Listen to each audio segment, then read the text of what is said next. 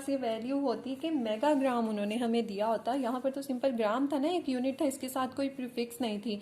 अगर हमें उन्होंने दिया होता कि आपके पास 1 मेगाग्राम है और वो आपसे पूछते कि ये कितने मिलीग्राम के इक्वल होगा, ठीक है, तो आपको क्या करना पड़ता, आप सबसे पहले देखिए, हम एक प्रीफिक्स से डायरेक्ट कभी भी दूसरी प्रीफिक्स में नहीं जा सकते, हमें पहले एक प्रीफिक्स को ख़त्म करना पड़ेगा, फिर ही हम नेक्स्ट की तरफ मूव करेंगे, ठीक है। तो अब यहाँ पर मेगा है, मेगा कितना होता है, 1 × 10⁶ होता है। ये हमने सिंपल इसको कन्वर्ट कर लिया, हमारे पास मेगाग्राम में वैल्यू थी, ठीक है, 1 मेगाग्राम।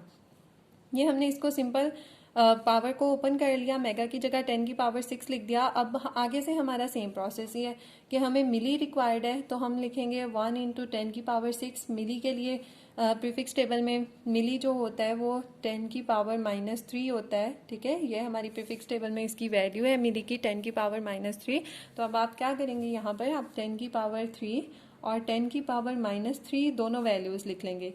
अब 1 × 10⁶ एंड 10⁻³ अगर आप बहुत जल्दी पिक कर रहे हैं तो आप यहाँ पर डायरेक्ट कर सकते हैं कि आपको पता है जो -3 है उसकी जगह पर हमने m लिखना है, मिली लिखना है, तो आप यहीं पर इसी स्टेप में इन दोनों को सॉल्व कर लें। 6 + 3 जो है वो 9 हो जाएगा और साथ आप मिली लिख देंगे। अगर आप नहीं तो आप सिंपल पहले इसकी जगह पर मिली लिखें और ये हमारे साथ ग्राम, और अब इनको आप सॉल्व कर लें तो ये हो जाएगा 1 × 10⁹ मिलीग्राम, ठीक है। ये हमारे पास आ गया कि अगर 1 मेगाग्राम हमारे पास वैल्यू होती है और हमने उसको कन्वर्ट करना होता। क्वेश्चन 2 देखें, इसमें उन्होंने कहा है how many gram are present in 10⁶ nanogram. अब इसमें उन्होंने हमें सिंपल आंसर मांगे ग्राम्स में, ठीक है, कोई कन्वर्जन नहीं है, जस्ट हमने इसको सॉल्व करना है, इसको आगे फर्दर किसी में नहीं लेकर जाना। अब हम बस इसको देखते हैं कि हमने 10⁶ नैनोग्राम। अच्छा, ये भी आप अगर प्रीफिक्स टेबल में आपने देखा हो, जो नैनो होता है वो 10⁻⁻9 के इक्वल है, ठीक है, 10⁻⁻9 के इक्वल है। तो अब आप इसको लिखेंगे 10⁻6 और नैनो की जगह पर 10⁻⁻9 एंड देन ये आपके पास ग्राम में आ गया। इसको सॉल्व करें, 6 और -9 ये आपके पास हो जाएगा 10⁻⁻3। 10⁻⁻3 का क्या मतलब है, जब पावर माइनस में होती है इसका मतलब कि वैल्यू के पीछे की तरफ को 0 लगेगा, ठीक है, 1 0 0 पॉइंट, 3 वैल्यूज के पीछे 0 जाएगा। ये मैंने 1 कैसे लिया, मल्टीप्लिकेशन में अगर हम किसी भी वैल्यू को, किसी भी डिजिट को अगर हम 1 से मल्टीप्लाई करें ना तो वो डिजिट अफेक्ट नहीं होता, हमारे पास वैसे ही रहता है, ठीक है। ये मल्टीप्लिकेटिव आइडेंटिटी भी होती है एक तरह से 1। अब यहाँ पर देखें ये 10⁻⁻3 है, अगर मैं इसको यहाँ पर 1 से मल्टीप्लाई कर दूं क्या कोई फर्क पड़ेगा, बिल्कुल भी नहीं पड़ेगा, क्योंकि 1 से मल्टीप्लाई करने के बाद भी उसने 10⁻³ ही रहना है। इसलिए हम मोस्टली जब सिंपल हमारे पास पावर लिखी हो ना, ऐसे जैसे ये 10⁻6 लिखा था तो हम इसके साथ खुद से 1 लिख लेते हैं अपनी ईज के लिए, ठीक है। तो ये हमारे पास सॉल्व हो गया। क्वेश्चन नंबर 3 देखें, इसमें उन्होंने कहा है if the surface area of a soil in 1 hectare typically has a mass 2 × 10⁻6 kg, how many grams does it contain। अब इतना सारा क्वेश्चन है, ये इसमें देखें तो ये 15 सेंटीमीटर भी है, फिर उन्होंने 1 हेक्टेयर भी कहा है, देन उन्होंने मैस भी कहा है। अगर आप इसको ध्यान से पढ़े ना तो उन्होंने सिर्फ हमसे एक ही कन्वर्जन मांगी है, जो कि उन्होंने कहा कि अगर इतनी सॉइल का इतने हेक्टेयर में ये मैस है तो ये मैस ग्राम्स में कितना होगा, तो सिर्फ हमने इसको ग्राम में कन्वर्ट कर देना है और इसमें हमने कुछ भी फाइंड आउट नहीं करना।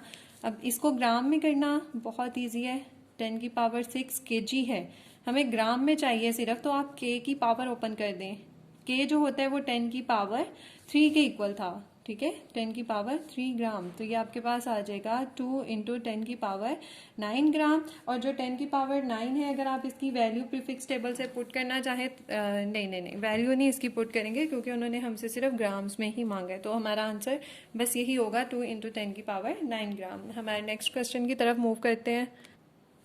अब इसमें उन्होंने कहा which has the greater mass 10⁻10 nanogram और 10⁻3 मिलीग्राम। अच्छा, अब ये आपके पास दोनों अलग अलग प्रीफिक्सेस आ गई हैं ना, नैनो और मिली, तो आपको नहीं पता चल सकता। जैसे देखिए अगर हमें कंपैरिजन करना पड़े, कोई हमसे पूछे कि आप बताओ कि 3 सेंटीमीटर बड़ा है या 375 मिलीलीटर, नहीं मिलीमीटर, ठीक है, क्योंकि दोनों मीटर यूनिट सेम आएंगे, तो हमें पहले इन दोनों को मीटर में कन्वर्ट करके देखना पड़ेगा कि क्या ये सेम बन रहे हैं। सेम इसी तरह अभी हमारे पास प्रीफिक्सेस हैं, ठीक है, नैनो और ये मिली। हमें इन दोनों को प्रीफिक्सेस को ओपन करके सॉल्व करना पड़ेगा और तब हमारी वैल्यू सिर्फ ग्राम में रह जाएगी और देन हम इसको कंपेयर कर सकते हैं कि ये हमारे पास वैल्यू कौन सी वाली बड़ी है। अब देखें ये 10 की पावर 10 नैनोग्राम है। पहले हम अपनी फर्स्ट वैल्यू को सॉल्व कर लेते हैं। 10 की पावर 10 नैनोग्राम, जो नैनो है वो अभी जैसे हमने पीछे भी एक क्वेश्चन में यूज़ किया है 10 की पावर -9 होता है नैनोग्राम, ठीक है।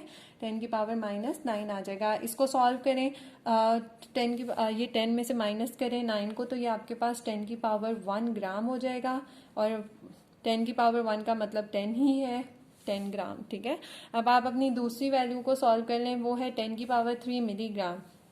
इसको लिख लें 10 की पावर 3 मिलीग्राम। इसको हम अब कन्वर्ट करने लगे, मिली को ओपन करें। मिली जो होता है वो 10 की पावर -3 है, ठीक है, 10 की पावर -3। अब आप देखें 3 में से अगर आप माइनस कर रहे हैं 3 को, तो ये आपके पास 10 की पावर जो है वो 0 आ जाएगी, ठीक है, 10 की पावर 0 आ जाएगी। अच्छा, ये एक होता है कि अगर हमारे पास किसी भी डिजिट की पावर 0 आ जाए ना, किसी भी डिजिट की पावर या x y कुछ भी लिखा हो उसकी पावर 0 आ जाए, तो हम उसकी जगह सिंपली 1 लिख देते हैं। ये 1 ग्राम हो गया। अब ये कंपैरिजन कर लें, देख लें, ये 10 ग्राम बना और ये 1 ग्राम, इसका मतलब 10 की पावर 10 नैनोग्राम बड़ा है 10 की पावर 3 मिलीग्राम से। Last question, if the combined mass of 3 individuals is 150 kg, what is their average mass in megagram? अब देखिए उन्होंने हमें कंबाइंड मैस कहा है और average find out, average weight उन्होंने कहा है मेगाग्राम में दें। कंबाइंड मैस जो है वो सिंपल हमें पढ़ने से पता चल रहा है कि इसका मतलब है सम है, ठीक है, 3 ऑब्जेक्ट्स का। लेकिन जब हम किसी चीज़ का एवरेज निकालते हैं तो एवरेज का फॉर्मूला होता है sum of all the observation over number of observation. Sum of all the observation उन्होंने हमें दिया हुआ है ऑलरेडी 150 और नंबर ऑफ ऑब्जर्वेशन भी उन्होंने बता दी हैं 3 है। तो आप इसकी एवरेज पहले फाइंड आउट करेंगे, देन आप अपना रिक्वायर्ड आंसर जिस यूनिट में उन्होंने मांगे उसमें देंगे, ठीक है। एवरेज फाइंड आउट करने के लिए आप इसको 3 पर डिवाइड कर दें, ये आपके पास हो जाएगा 50, ये आपके पास आ जाएगा 50 केजी।